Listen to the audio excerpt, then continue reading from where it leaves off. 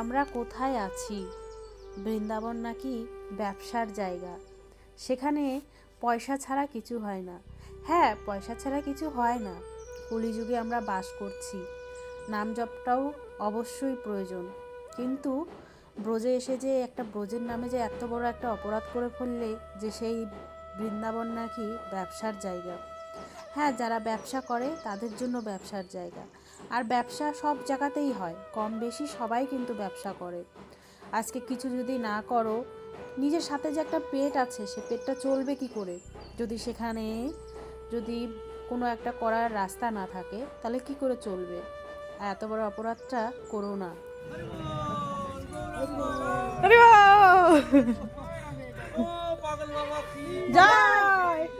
আমরা একসাথে গিরিরাজ পরিক্রমা করি, কিন্তু তারা আগে চলে এসেছে, তারপরে আমরা এসেছি দেখে দেখে কতটা খুশি।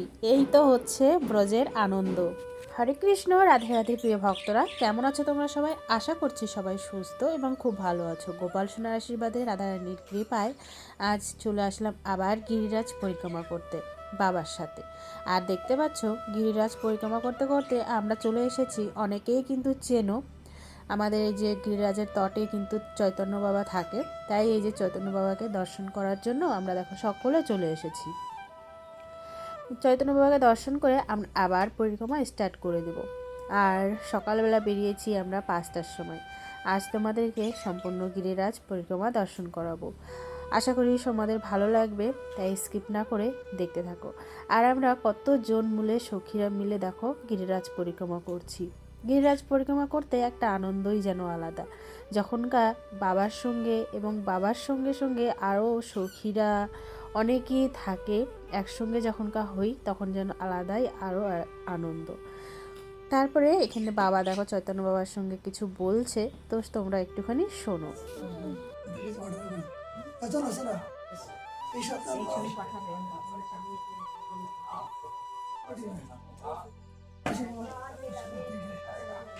আশীর্বাদ দিয়ে যান আপনি। এত লোকের উদ্ধার করছেন, আমার একটু উদ্ধার করতে পারবেন না? যেগুলো সঞ্চয় করেছেন সেগুলো যাবে কোথায়? আমাদের দেন। আমরা তো আপাতত শক্তি পেয়ে এদেরকে পাশে যাবো। আমাদের শক্তি কোনো কিছু নাই। এইরা যে মাথা ঠুকছে বারবারই, এই যে ভারী কোথায় রাখবো? কোথা থেকে এসে ভাই ঠাকুর ছিল, আপনি কোথায় ভার নিতে পারেন না? কিন্তু এই সাপোর্ট আপনাদের একটু শক্তি পায়।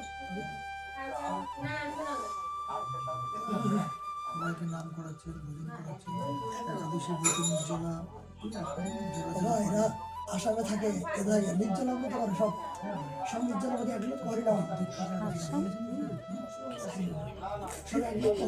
সব নির্জলা তো এরা, এবং যখন আসবে তখন বিরাজ করতো। তুই আসাম থেকে না মালদা। তো বাবা চৈতন্য বাবাকে বলছে যে আমরা যখনই আসি এবং বৃন্দাবনে যখনই যাই তখনই বাবার সঙ্গে গিরিরাজ পরিক্রমা করি, এবং আমরা নিত্য যে একাদশী থাকে সেটা আমরা নির্জলা ব্রত পালন করি এবং গিরিরাজ পরিক্রমা করি যখনই আমরা বৃন্দাবনে যাই। তো সেটাই বাবা চৈতন্য বাবাকে বলছিল। দিল্লিতে কাজ করি ওখানে, আর এমনি বাড়ি নদিয়াতে।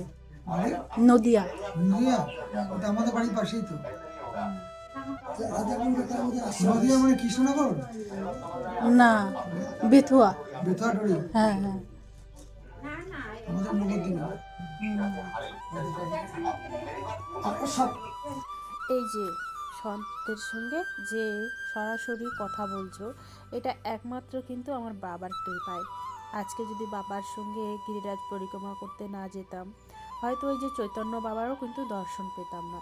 কিন্তু চৈতন্য বাবারও দর্শন, তারপরে প্রণাম করছি, তার চরণে মাথা ঠুকছি, গিরিরাজের তটে এত বড় সন্তের দর্শন করছি, এটা তো একমাত্র আমার বাবার কৃপা। তাই তো বলি যে সন্তের কৃপা না হলে সন্তের কৃপা পাওয়া যায় না এবং রাধারানীর কৃপা পাওয়া যায় না। আর ভজনের গোড়া খুঁজে পাওয়া যায় না। ভজন তো সবাই করে, সবাই জানে মালা জপ করতে লাগে, হরিনাম জপ করতে লাগে, দুবেলা গোপালকে ভোগ লাগাতে লাগে, তারপরে আরতি সন্ধ্যা, এই কিন্তু এই মানে তো এটা ভজন নয়। ভজন কখন হবে? যখনকার গুরু সন্তের দর্শন পাবে, সন্তরা তোমাদের প্রতি প্রসন্ন হবে, তাদের অনুগত্য হয়ে ভজন করবে, ভজনের গোড়া যখনকার খুঁজে পাবে তখনই হবে ভজন। তাই তো বড় বড় সন্তের কৃপা অবশ্যই পাওয়া দরকার।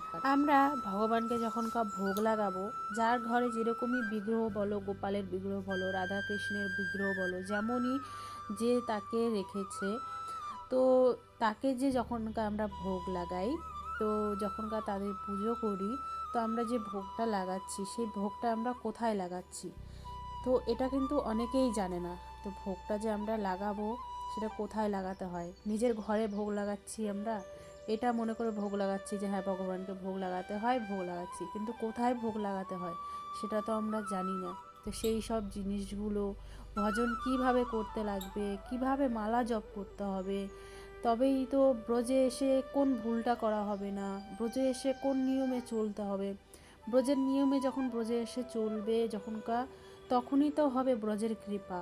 না হলে ব্রজে এসে মানমানি করে যে না ব্রজে যেতে হয়, বৃন্দাবনে যেতে হয়, প্রেম মন্দির দর্শন করতে হয়, বাকি বিহারীকে দর্শন করতে হয়, ঘুরতে ঘুরতে যাওয়া হয়, এখানে বৃন্দাবনে এরকম, বৃন্দাবনে ওরকম, এটা তো ঘোরাঘুরিই হলো, কিন্তু এক একটা স্থানের যে এক একটা মাহাত্ম্য থাকে সেগুলো কে বলবে, সেগুলো একমাত্র বলবে গুরু। তার জন্য বৃন্দাবনে এসে সঙ্গ অবশ্যই করতে লাগে। আর গুরু মহারাজদের যারা ধামে নিত্য ভজন করছেন, তাদের সঙ্গ যখনকার হবে, তাদের যখনকার কৃপা হবে, তবেই ব্রজের মহিমা মাহাত্ম্য বুঝতে পারবে, তখন বৃন্দাবনের প্রতি কোনো অপরাধ হবে না।